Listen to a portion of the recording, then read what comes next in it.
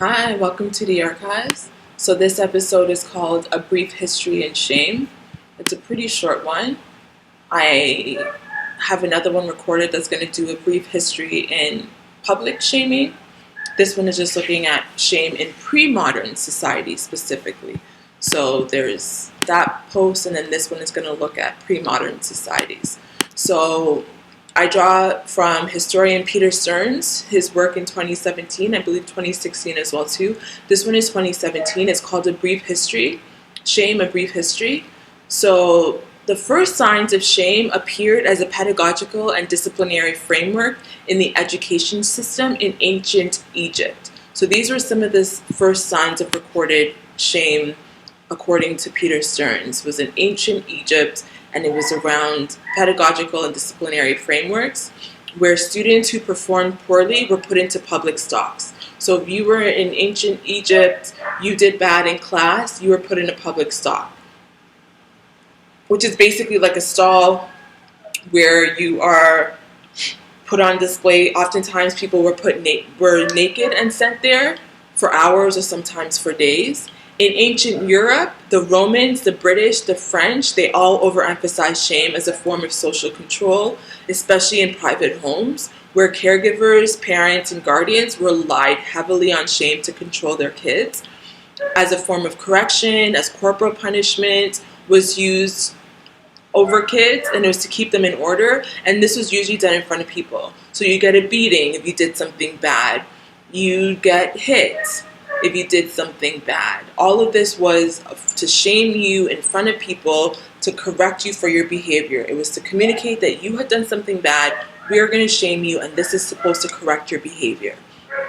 In trying to understand the origins of shame, scholars have put forward a number of theories, arguing that, for example, shame came as early as in toddlers were shameful because they wet their bed. They're not their beds. They wet their diapers. So these are some of the origins of shame according to different people. This was refuted, and people said that's actually not what it is. But that's what we thought initially. Toddlers is where that's in the developmental stage of humans. It was said that at the age of toddler, when you reach a toddler and you wet or you pooed yourself, you peed yourself, you felt shame around that. That's where shame started. This origin story has debunked. Some said that infants first experienced shame when their caregiver failed to mirror their facial expressions, which the child internalized as misrecognition. So again, Melissa Harris Perry talks about shame as misrecognition. Some argued in the past that shame actually shows up as early as infanthood, when a child didn't expect, the parent did not mirror back to them the expression that they wanted, and then the child then felt misrecognized, and a sense of powerlessness that drew shame. Again, no one really knows. Scholars have different ways of making sense of shame and where it starts from. But what Stearns is clear about is that there is no conclusive global account of shame that exists in scholarship, and that then leads to a lot of gaps in the research. So in Fear, A Cultural History, Joanna Burke said, the reluctance of many historians to analyze emotions stem from problems of nomenclature. Looked at historically, subjective feelings are invisible. Right? It's hard to define or to know what somebody's exactly what they're feeling, because the emotions are invisible. We talked about this a couple episodes ago with fear, and Sarah Ahmed's notion of fear as an invisible object. You actually don't know what anybody's feeling at any given time because you don't know. It's subjective. So Joanna Burke goes on and says, we can identify publicly choreographed panic reactions, but how do we know what any individual really felt, right? You don't actually know what any individuals felt. So it's hard to say that shame rose in this, so on, so on, and so forth. But there are understandings, like people do try to make sense of it. In any case, the word shame is said to have first appeared in the 8th century. So the literature says shame shows up, the word shame itself shows up in the 8th century, and was, as Peter Stearns notes, part of pre-modern societies like ancient Egypt, classical Greece, Confucius China. Shame shows up in Japan, in Thailand, in Malaysia, in India, in Burma, as well as the Middle East, in Eastern Africa, and different parts of Polynesia, Micronesia, Mexico, Peru, Western Europe, the Balkans, colonial Americas. Shame basically is recorded everywhere all over the world. The focus, however, tends to be on Western Europe, or in Europe specifically, and then the North America. That's where a lot of the literature focuses on, because that's usually the most studied in school. That's what gets centered, is Eurocentric models. And so in the literature I found not a lot, but like I found stuff around how shame was practiced in like England, or in New England in America. But anthropological studies do kind of show some mixed results for how shame was used among indigenous communities pre-contact. Pre-contact meaning before they made contact with European colonizers, settlers, pilgrims, call them what they will.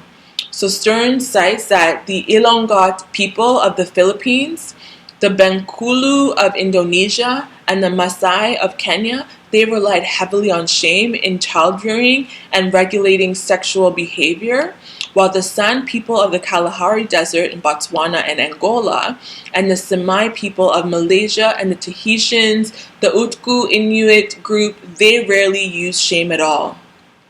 So instead, these latter groups, like the San, the Utku, the Semai, or the Ilongot in the Philippines, instead they used former or like lesser versions of shame, such as like embarrassment or teasing or using sense of humor to correct people, or boasting. So it wasn't like outright shame. They would use milder forms of shame, is what Peter Stearns says.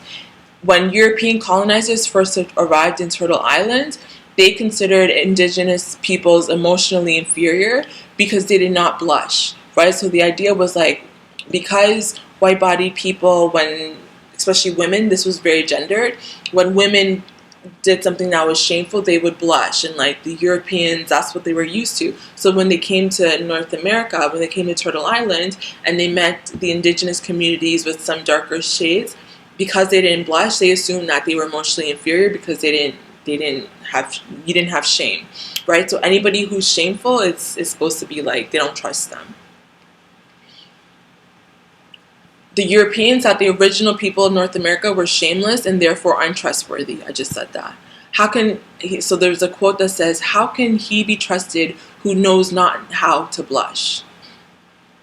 So that was the indicator. If somebody blushed, you knew that you could trust them because you could read shame on there. So that's what a settler said. Later, when the same was said about black people. So the same with black people, and they encountered black people. They thought that black people were emotionally inferior because you can't see us blushing, and therefore we were not trustworthy as well too. So Thomas Jefferson is said to have thought that black people were inferior for their inability to blush, believing that white women were modest for being able to do so. And similarly, according to Peter Stearns, the Bengkulu of Indonesia were suspicious of those who did not show the appropriate signs of shaming, finding them untrustworthy, unpredictable, and calling them thick-eared. So these are some of the different articulations of shame prehistorically. There's not a whole lot around what shame looked like in places like Ghana, for instance, or West Africa. There's stuff in the literature about the Maasai in Kenya, that Botswana and Angola, the San people. Those are some of the communities that I read about pre-modern, before contact in terms of shame. Philippines, Thailand, Japan, China, there's literature on, and then Europe. So these are some of the different articulations. It was thought that if you could blush, then you can show shame, and people being able to read that meant they can know whether to trust you or not. So these are some of the different articulations of shame in pre-modern societies. I'm going to end this here. Check out the other blog on public shaming, and until next time, in solidarity. I'm going to do one of shame in modern society, so that one will probably follow this one, okay? Take care.